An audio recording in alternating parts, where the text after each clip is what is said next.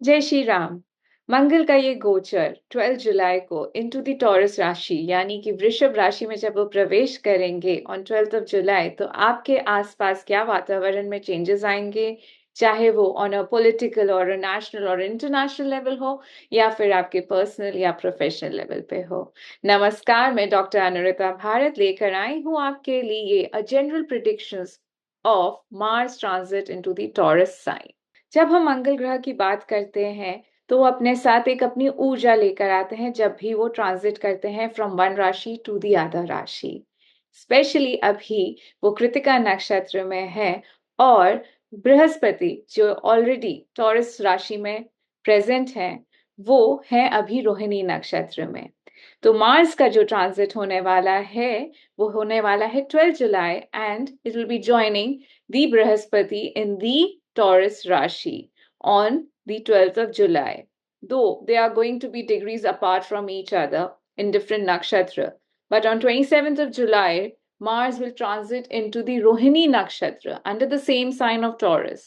And there it will be in close conjunction with the Jupiter planet, that is Brihaspati. तो जब ये गुरु और मंगल मिलेंगे तो एक सिग्निफिकेंट चेंजेस आप महसूस कर पाएंगे अपने आसपास के एनवायरनमेंट में।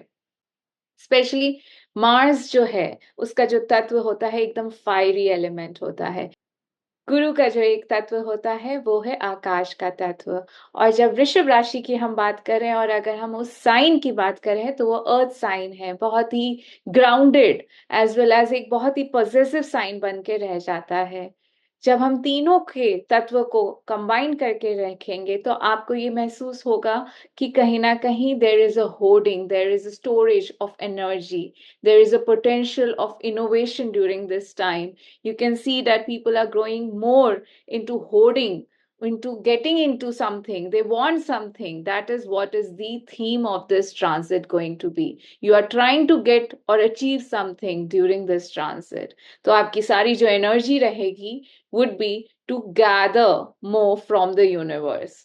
And that is going to be the tone of the transit of this Mars into the Taurus sign. Mrigashira नक्षत्र में जब वो 16 अगस्त को प्रवेश करेंगे मार्स, तब एक डिफरेंट तरह का नेचर होगा इस ट्रांजिट का विजावी जब वो रोहिणी नक्षत्र में ट्रांजिट करेंगे on 27th of July. So there are going to be two turning points in this transit of Mars into the Taurus sign because it will be changing its nakshatra. Right now, currently it is in the Kritika nakshatra and Jupiter is in the Rohini nakshatra.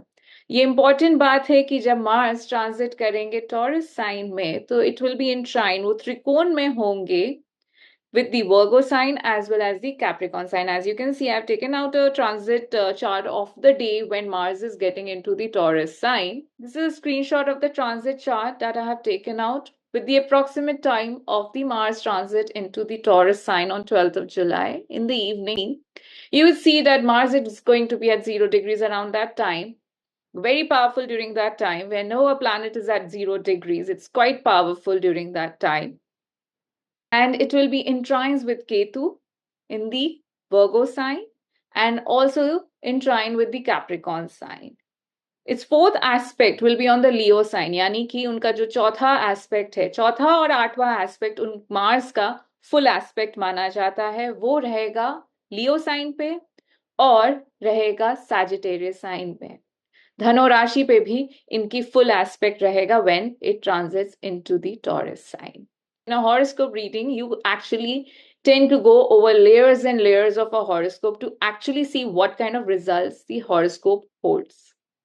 तो कभी भी हमेशा देखिएगा कि हर एक horoscope का एक positive as well as negative sides दोनों होते हैं और हमें ये देखना पड़ता है कि कितना पॉजिटिव हो रहा है और कितना नेगेटिव हो रहा है। किसी भी प्लैनेट की एक पॉजिटिव एनर्जी होती है और एक नेगेटिव एनर्जी होती है, उन दोनों की एनर्जी किस तरह से आपके साथ प्ले अराउंड कर रही है आपके हॉरोस्कोप में और in with the current transits in play, that needs to be seen by an expert astrologer. And that's why I always see कि आप जब ये देख रहे हैं आप इसे एक लर्निंग के हिसाब से देखिए, आप इसे एक ऑब्जर्वेशन के हिसाब से देखिए अपनी लाइफ में, तो आपको इसके इफेक्ट्स ज्यादा प्रोनाउंस पता चल सकते हैं। मुझे लगता है कि when Mars is going to transit into the Taurus sign, there can be a lot of power struggle everywhere, be it in the corporate or in the government. इस दौरान आप अगर फाइनेंस से जुड़े हुए हैं, legal, astrology, occult, real estate, entrepreneurship, treasury, इन सब बैंकिंग से रिलेटेड जॉब्स में हैं, तो इस दौरान आप देख सकते हैं अगर आपकी मंगल और बृहस्पति दोनों ही स्ट्रांग है आपकी चार्ट में। स्ट्रांग का मतलब है बेनिफिक। मार्स स्ट्रांग जब बहुत ज्यादा हो जाता है तो वो बेनिफिक से मेलेफिक रिजल्ट्स भी दे सकता है। तो इसीलिए आप जब भी मेरी बातों को सुने तो उसे ध्यान से सुने और उसे अपनी जिंदगी में इस तरह से ऑब्जर्व करिए कि क्या वो रिजल्ट्स उस तरह से दे रहे हैं। The sectors which are going to be majorly impacted during this transit are going to be related to the finance and banking sector, astrology, occult, real estate, treasury, legal, advisory, insurance. These are the sectors which can be affected. Now, if when it is going to be affected on a macro level and on a micro level, if you're employed in these sectors, depending on the dignity of Mars and Jupiter in your chart, you shall be getting the results. So if it is benefic, it's going to give you benefic results. And if it is malefic, it could be a malefic as well as a mixed result transit for you.